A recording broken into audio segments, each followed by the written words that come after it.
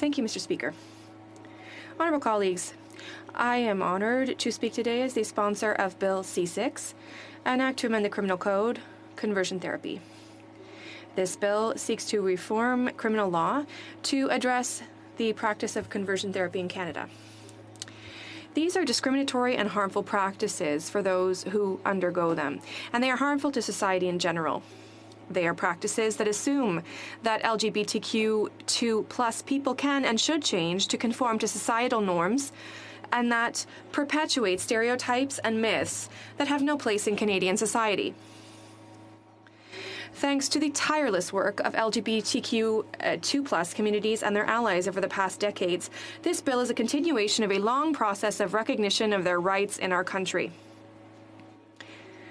From the partial decriminalization of homosexuality in 1969 to the adoption of Bill C-23 in 2000, granting same-sex couples the same social and tax benefits as heterosexual couples living in common law relationships, to the enactment of the Civil Marriage Act, allowing same-sex couples to marry across Canada in 2005, to the passage in 2017 of Bill C-16, which adds gender identity and gender expression to the grounds for discrimination prohibited by the Canadian Rights and Freedoms Act, to the passage in 2018 of Bill C-66, which I had the privilege of sponsoring in the Senate, which seeks to expunge historically unjust convictions.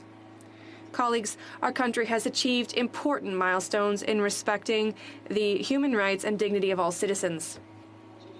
Bill C-6 is another significant step in this important recognition of human rights in Canada.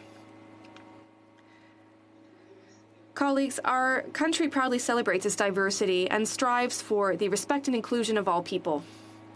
Well, it goes without saying that the practices we are talking about today are not at all consistent with these goals. That is why we need to ensure that all Canadians, regardless of age, sexual orientation, gender identity, or gender expression, are free to be themselves and safe to do so. That's what Bill C-6 is all about. Before I get to the heart of the bill, let me share with you these thoughts, colleagues. A few weeks ago, in a speech on the benefits of art in this chamber, I emphasized the important role of empathy in Canadian society and in Parliament. Empathy is the ability to empathize with another person, to understand how they feel, to put oneself in their shoes. And it's essential to understanding the impact of these so-called therapies on the lives of our citizens. I invite you to stop for a moment, colleagues, and think about the person you love most in your life. The one for whom you would give everything. The one with whom you share your joys, your sorrows, and your dreams. The one to whom you said yes one day, and with whom you wanted to create a family and build a common future. The one who is more precious to you than yourself, and to whom you would be ready, and for whom you would ready to give your life.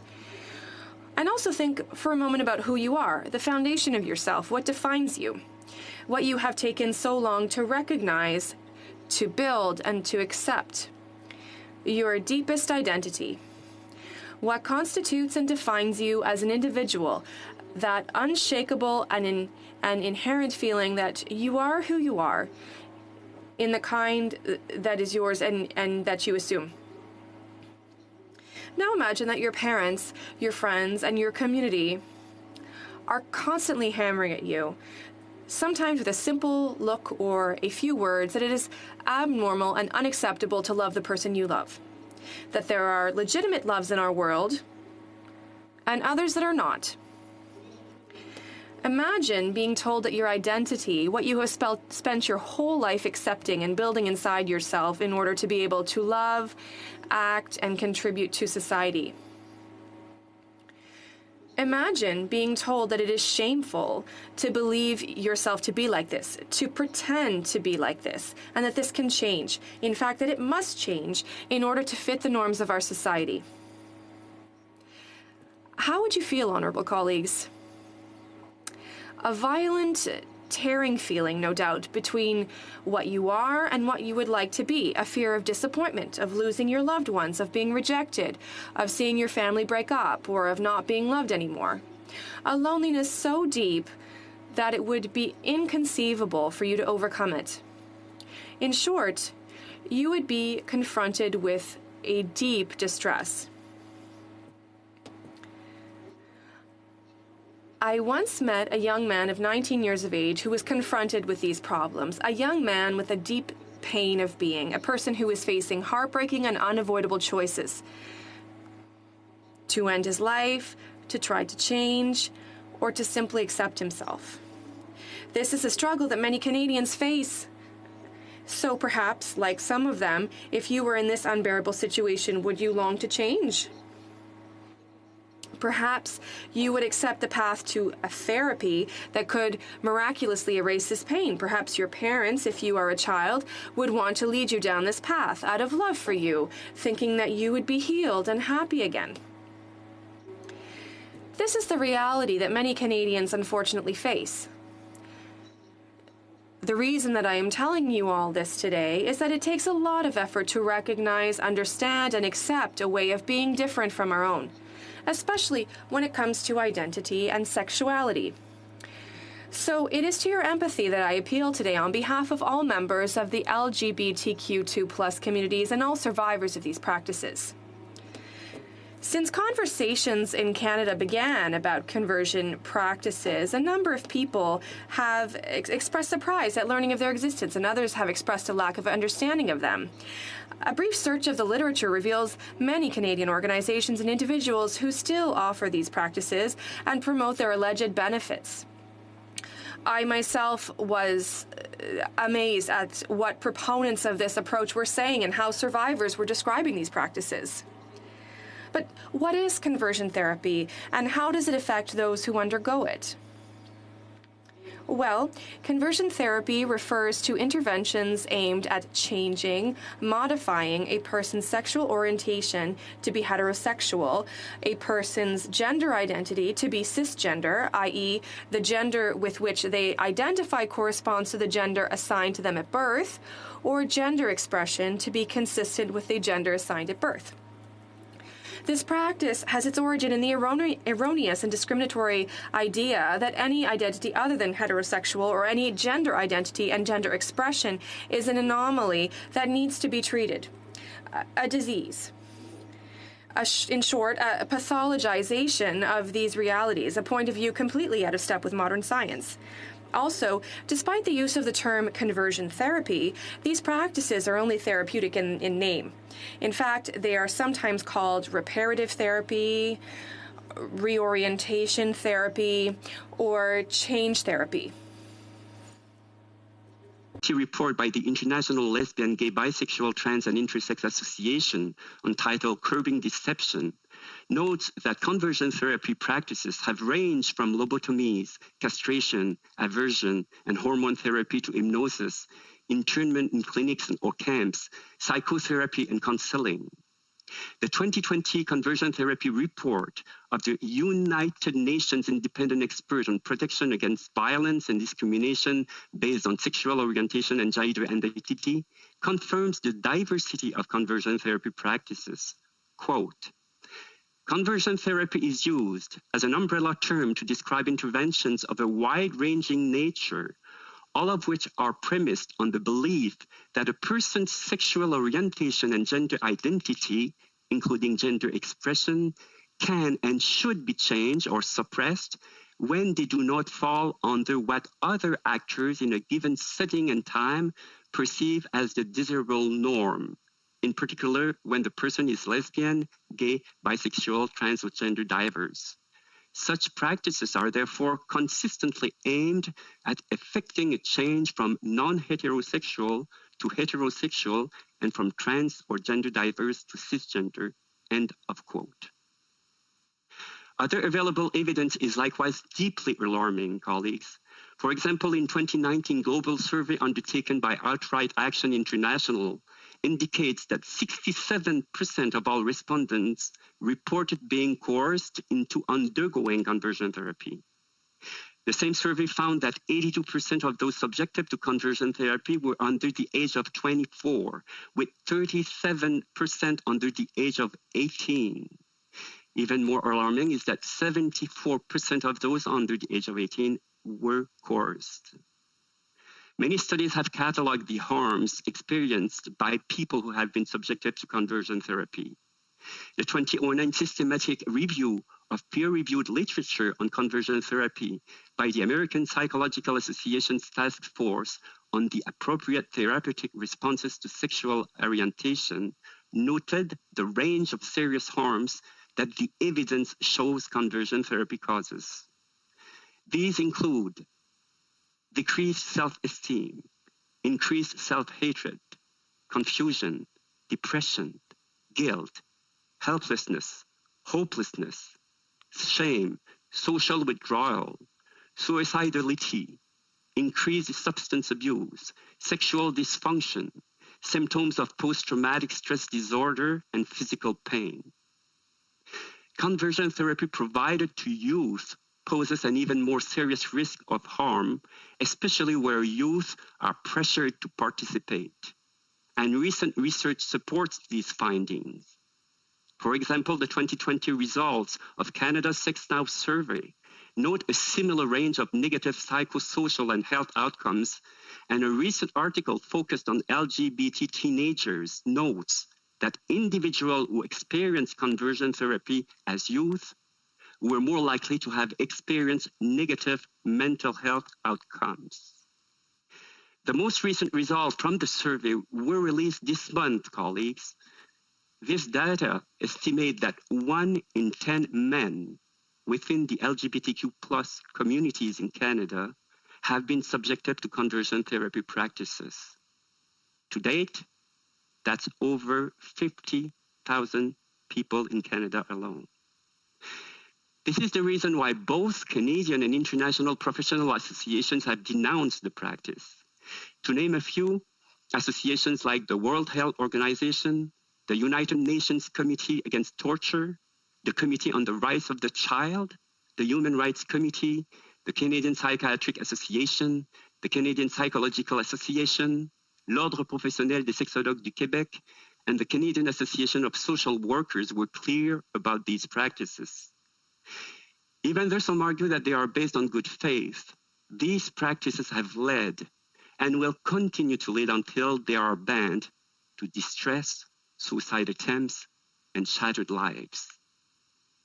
So how can it be more important to try to change the very foundations of a person, colleagues, than to help that person accept who she truly is, while ensuring the protection of her psychological health and even her life? Canada is a country of inclusion that recognizes through its charter and its laws the right of equality to all. When I first joined the Senate, we studied and passed Bill C-16, which added gender identity and gender expression to the Canadian Rights and Freedoms Act and the Criminal Code. Together, we recognize the immutable and intrinsic nature of human gender identity and gender expression. It is no longer a matter of choice, therefore, since these elements of ourselves, like sexual orientation, are not the result of choice, but of our state, of who we are. This is why we cannot say that a person chooses to be gay or trans, nor can we say that this reality can be changed. The only choice that person has is whether or not to affirm who they are publicly. For some, that choice is unfortunately still impossible. The recent coming out of the closet of American soccer player Carl Nassib of the Las Vegas Raiders is a prime example. Bill C-6 is the government's response to this alarming data by proposing 5 new offenses to criminalize the following actions: providing conversion therapy to children under the age of 18, taking a child under the age of 18 out of the country for conversion therapy, causing an adult to undergo conversion therapy without their consent, receiving a material benefit directly or indirectly from conversion therapy, and advertising or promoting the provision of conversion therapy. For each of these new offenses, we must return to the very definition of conversion therapy as set out in the bill. The bill would define the practice in a way that is consistent with the evidence I have just reviewed. The bill's definition specifies that conversion therapy means a practice, treatment, or service that is designed to make a personal heterosexual or cisgender, including by seeking to repress or reduce non-heterosexual sexual behavior or non-cisgender gender expression. By using the terms practice, treatment, and service, the bill refers to any formalized intervention, regardless of its form, that constitutes conversion therapy if it seeks to change who a person is. It is important to remember, colleagues, that the intervention must be aimed at changing the person. A conversation about these issues that doesn't have the goal of changing the person would not meet the criteria of the definition to constitute conversion therapy unless it is part of a systematic effort to make the person heterosexual or cisgender. Moreover, the definition is complemented by a for greater certainty clause, which clarifies what conversion therapy is not. Specifically, conversion therapy is not an intervention that seeks to help a person develop or explore an integrated personal identity without favoring any sexual orientation, gender identity, or gender expression. We know from the mental health professionals that identity is multifaceted. I will let them explain further the concept of the integrated personal identity, but it is my understanding, colleagues, that an integrated personal identity implies achieving some form of internal coherence regarding the multiple aspects of our social identities, for example, age, sex, gender identity, gender expression, race, culture, religion. Therefore, legitimate interventions that assist persons in integrating the different aspects of themselves but do not dictate a particular outcome is not considered as a conversion therapy. Through an amendment made in the other place, this clause now uses language that has meaning in the mental health professional context to clarify that interventions deemed to be legitimate by that profession are not caught by the definition. This addresses the concern that the definition may unintentionally capture legitimate therapies.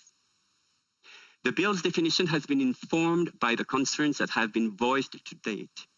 It clarifies that conversion therapy can take many forms and may include interventions designed to repress or reduce a range of behaviors, including non-conforming gender expression. The term gender expression was not mentioned in the original version of the bill as tabled. The addition of gender expression through an amendment in the other place allows the bill to reflect its initial intent to protect all members of the LGBTQ2+ community. It is clear to me, colleagues, that this bill corresponds to the harm caused to those impacted by conversion therapy as reflected by the evidence. With 2 offenses concerning conversion therapies on children, the bill fully protects them, who we know are disproportionately affected by conversion therapy, both in terms of the frequency with which they have been subjected to these practices and the harms that they have experienced as a result. The bill also protects everyone from being coerced into undergoing conversion therapy, which international data shows it occurs with alarming frequency.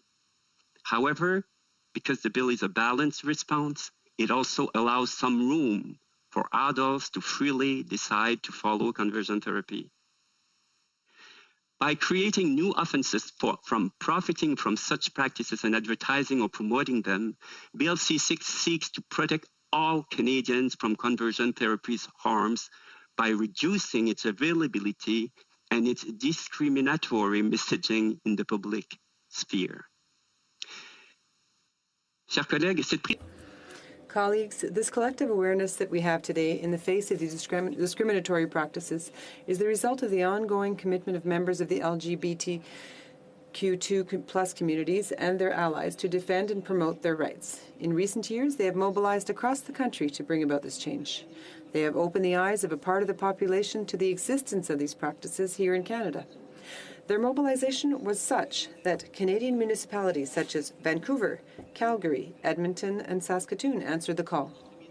Through their jurisdictions, many municipalities have passed bylaws to prohibit commercial practices related to conversion therapy practices within their jurisdictions.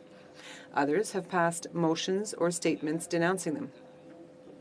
Ontario, Prince Edward Island, Nova Scotia, Quebec, and Yukon have legislated, among other things, that conversion therapy is not an insured health service, and prohibiting health professionals from providing services to minors seeking to change their orientation or identity. Manitoba has a policy against such practices. The eradication of these practices in Canada is a collective responsibility, not only to all those who have been and will be subjected to these practices, but also to all Canadians who are exposed to these discriminatory and stereotypical messages. Every regulation and every law is crucial to achieving a society free from the practice of conversion therapy. Through amendments to the Criminal Code, Bill C-6 adds to these critical actions. Colleagues, it's because of survivors like Matt, Erica, and Victor, and the work of many experts and activists that we are here today. Their poignant, courageous testimonials demonstrate the need for action. Every year, every month, every week, more tears are shed and more lives are destroyed for no other reason than wanting to be themselves. And isn't one of the worst things in life to deny the very foundation of who we are? For lack of action earlier in our history, we finally have the opportunity to take immediate and collective action to protect all members, young and old, of the LGBTQ2+ communities. Before I conclude, colleagues, I would be remiss if I did not thank our former colleague, the Honourable Serge Joyal, who started the conversation on this issue in this chamber 2 years ago. Without his work and determination, we probably would not have Bill C-6 before us. I can safely say that it is long past time to put an end to the harmful and discriminatory practice of conversion therapy. I hope we can all agree that Bill C-6 is a balanced response to a glaring gap in the law, and that sending it to committee for further study is more urgent now than ever. Colleagues, this bill is not an opposition bill to anyone or any belief. Quite the contrary. It is not intended to make judgments about the religious beliefs of individuals. It is not intended to prevent parents who care about the health and happiness of their children from having conversations with them. Rather, it is one more step towards full recognition of the human dignity, integrity, and equality of all people. After more than 2 years of thinking about and investigating this issue, and thinking about the over 50,000 people who have undergone conversion therapy in Canada, I look forward to our consideration and passage of Bill C-6 as soon as possible. In closing, let me give you an update on the 19-year-old I mentioned at the beginning of this speech. You know, the one who was faced with the agonizing choice of accepting his sexual orientation, trying to change, or ending his life. Well, thanks to his parents, his family, his community, thanks to his supportive friends, he didn't have to make that impossible choice. Thankfully, he was not forced into any supposed conversion therapy. He was finally able to accept himself, live his life, find love, and contribute to our society as best he could. That young man who was 19 years old in 1975 is standing before you today, and he is filled with gratitude for the support he received. Colleagues, as legislators, let us make sure that all those citizens who face these same heartbreaking choices can also live fully who they are.